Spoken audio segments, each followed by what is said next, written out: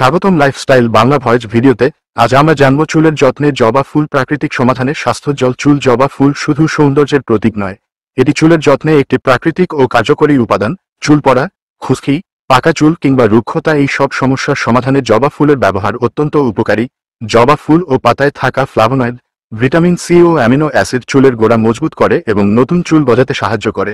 এটা চুলের প্রাকৃতিক কন্ডিশনার হিসেবে কাজ করে। জবা ফুলে থাকা মিউজিলেজ চুলকে মসৃণ ও ঝলমলে করে তোলে। এছাড়া পাকা চুল প্রতিরোধ, খুশকি ও চুল পড়া রোধ করতেও সাহায্য করে।